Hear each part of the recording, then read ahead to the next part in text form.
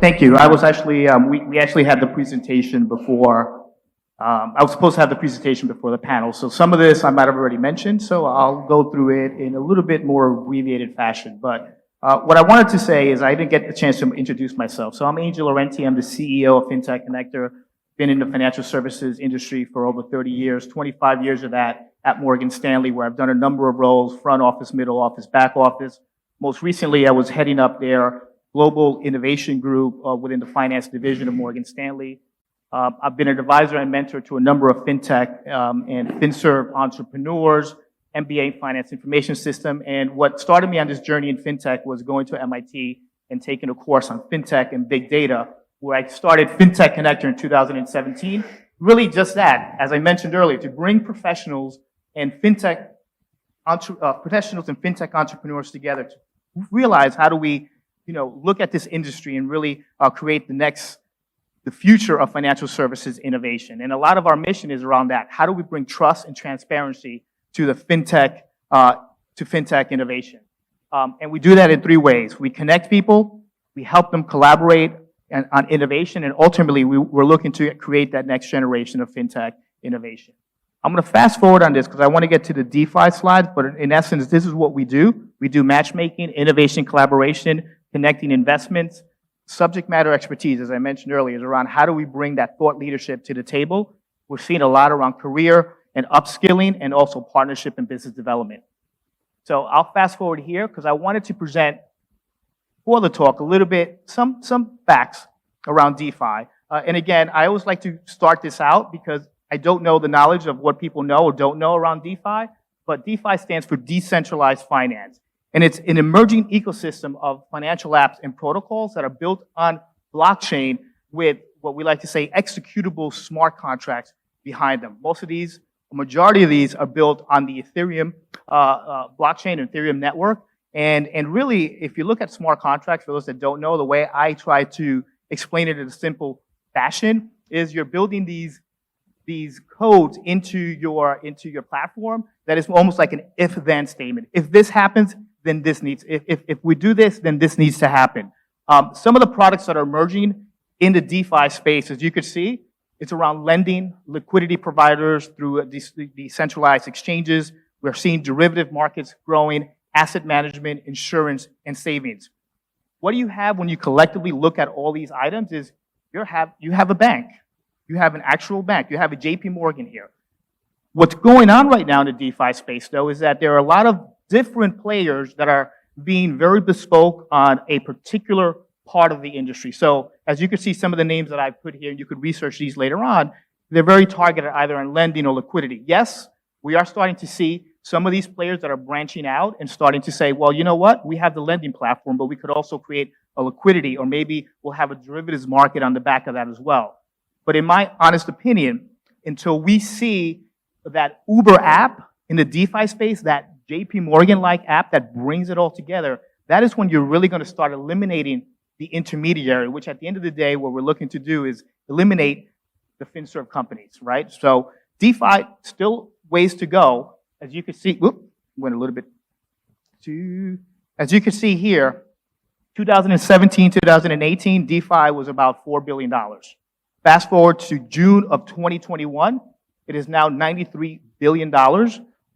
If you look at it as of August, September, it has come down a bit. Clearly, there's been news about regulations, what's going on in China and things of that sort.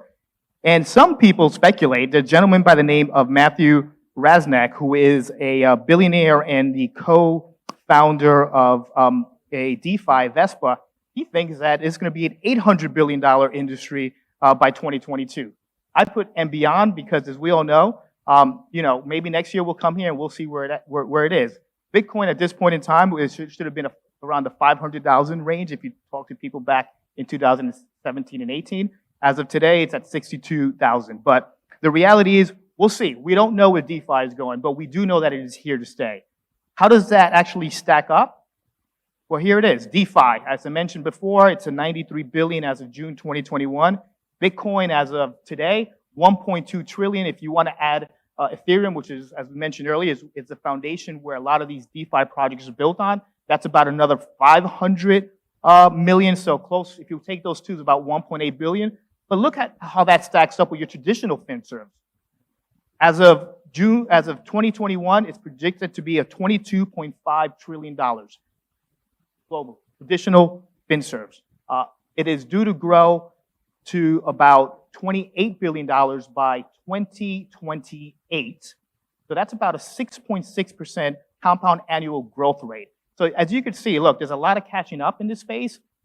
It's still very small, but the reality is people are paying attention. But are traditional banks going away anytime soon? Maybe not. But the funny thing, I'll just mention this one point about where the actual growth is coming in traditional FinServes. It's not because they're being innovative, it's because they're restructuring their operations and they're really coming out of COVID and those values are going up. So the key thing is, if these companies, these DeFis find a way of bringing it all together, there's a huge opportunity for starting to really, what I like to say, disrupt the traditional financial services. The last point, I know we jumped into the career discussion before I had an opportunity to talk about this, but I'll mention it anyway, so before we move on. What we've seen in 2021, crypto searches have doubled on Indeed.com. That is a popular job platform that is used in the US primarily. LinkedIn job postings is up by 600% with full-time jobs that have keywords of cryptocurrency or blockchain. And those graphs show there kind of that. So you see the 614%. Cryptocurrencyjob.co, which is very specific to jobs in the crypto space, have seen an increase of about 1,500% growth in paid listing. That's different than just somebody putting out a listing. They're actually paying because they need to drive traffic to their clients that are on there. And on our network, Fintech Connector, we've seen over 57% of the enablers, which are professionals, investors, and our innovators, actually have cryptocurrency or blockchain as areas that they're interested in connecting with other people to work on innovative projects. So again, this is a little bit was supposed to come before our conversations, but I just wanted to at least solidify some of these facts for you in terms of what we're seeing in the DeFi space, and more importantly, what we're seeing in the career space. Like anything else, if this is going to be an $800 billion industry, we're going to see this continue to grow, but we'll see where we are next year when I get invited back, what that number looks like.